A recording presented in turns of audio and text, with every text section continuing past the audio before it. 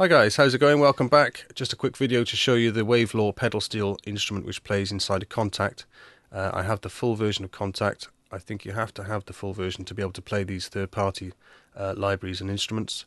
These ones you see down the side are the Native Instruments licensed libraries, which will play in the Kontakt player, I think. I may be wrong, but I think that's how it works. I'm just getting my head around Kontakt these days, just lately, and it's pretty cool, but I just had to buy the pedal steel library from Wavelaw because I make backing tracks, cover versions, backing tracks, and in the past I've used lap steel for pedal steel and multi-tracked it so I can hold one note and bend another and try and concoct some kind of pedal steel type thing. I kind of got away with it, but I thought this would be great to finally solve the whole pedal steel problem. Because I'm never going to learn to play the pedal steel. I've learned to play loads of instruments to be able to make the backing tracks authentic: bass, guitar, harmonica, you name it, Irish whistle, banjo, all sorts. But for pedal steel, I was never going to actually learn to play the instrument. So this is a real godsend. There's very, very complicated scripting involved to change a very complicated instrument into a playable virtual instrument like they've done. So we'll dive straight in. I'll play you the verse from the backing track which I've just produced, which has got a pedal steel kind of accompaniment, just to give you an idea of how it sounds in context.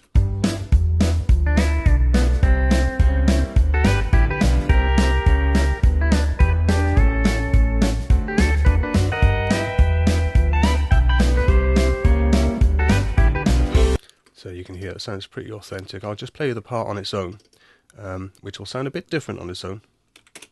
2, 6, 2, 7, 9, 12, 6.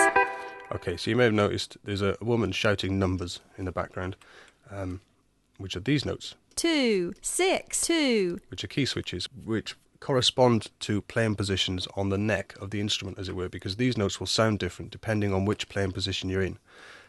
So, for instance, 2. Position 2 is just off the bottom of the instrument.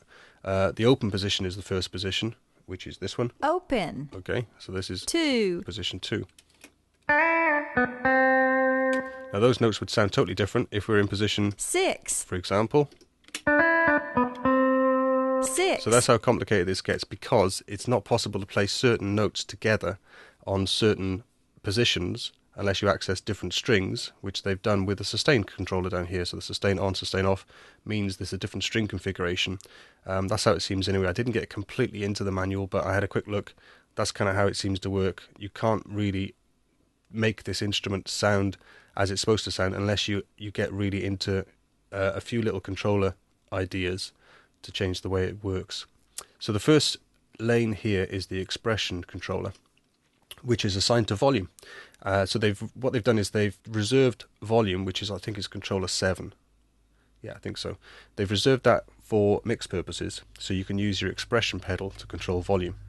So that's another key thing that pedal steel players use, is a volume pedal to give it a bit more expression.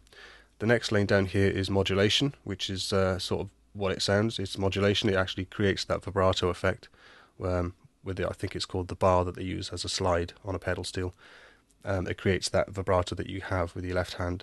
Then the next one is pitch bend, which seems to do different things depending on which playing position you're in. Sometimes it's half a tone, sometimes it's a whole tone. Then you've got the sustain, I just mentioned that. The bottom is the velocities, and the velocity does affect the levels or the volume of each note, but also can affect the speed of the transition between notes if you're sliding. In certain playing positions, two notes, for instance, will play together, and in others they won't, and they will slide rather. So that you can use that as the slide, or you can use the pitch bend, or you can use the different velocities to control the speed of the slide. Plus also you can control the speed in the interface. So it is very complicated, but the main thing is, once you get into it and start using it, you get the idea of, okay, so I'm in this position, those two notes won't sound, I need to maybe use the sustain pedal. Yep, okay, no, that didn't work. Okay, so we'll go to a different playing position, which is these playing positions being called out here. 3. So it's great. This is a great way of knowing which playing position you're in, because you can straight away hear. And then obviously you can turn this woman off so you can hear the instrument on its own, which I'll just do because I've got it coming in a different channel on my desk anyway. So I'll play that section on its own without the lady singing out the numbers.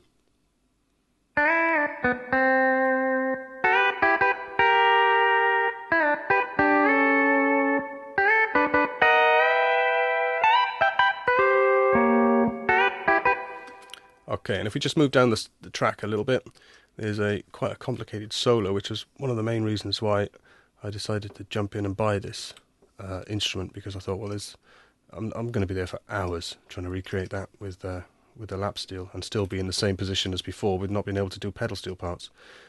So I'll play you in context first.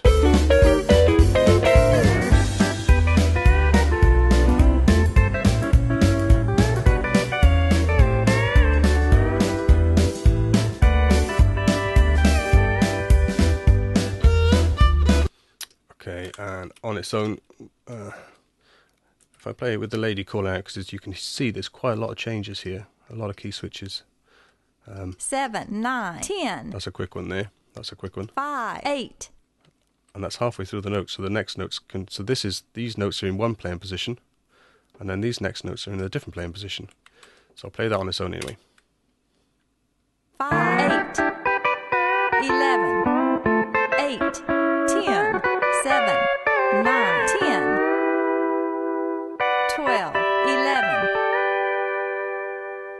Yeah, that bit at the end sounds great, doesn't it? 12, 11. Cool. So I'll just mute the woman for a second and just show you. For instance, these notes are blue because that denotes low velocity here on Cubase, the way I have it set up anyway. So here you can see the velocity. So that means that what I wanted to do is have a slow slide between these three notes and these three. And it had to be in this playing position for it to work, which is playing position 10. 10. Okay, so playing position 10 gives us a slow slide, and that note will automatically slide to that note, that one to that one, and that one to that one in this playing position. 10. 10. So I'll just mute the lady again. Hold on a second. In a different playing position, those notes won't necessarily slide between the notes you need them to slide between. So you have to always be aware of, okay, that didn't work in that position, I'll try in this position, I'll try with this position. That's the way I kind of worked it anyway. So that's basically it. The interface itself, I didn't really play around with, to be honest. I didn't have time. So there are lots of options here to really get involved. I don't know enough about the pedal steel instrument itself, I don't think, to really make full use of this. But there is an amplifier built in, which I had for this. I switched it off, again, just to save time. I used a built-in Steinberg with Cubase kind of guitar amplifier modeling thing. I just went with what I knew to save time, simply. So I switched it off rather than really get too involved. I just needed to, get the track finished. So I'll play another quick section from it, and then I'll sign off, so you're not bored. And yeah, hopefully I'll see you again soon. Hope you enjoyed it and it was useful. But if you need to do some pedal steel and you don't play pedal steel, I can't think of a better way, really, to be honest. This is pretty awesome stuff. So I'll play you that little bit by there, I guess. And on its own, nice high notes there. Cheers for now.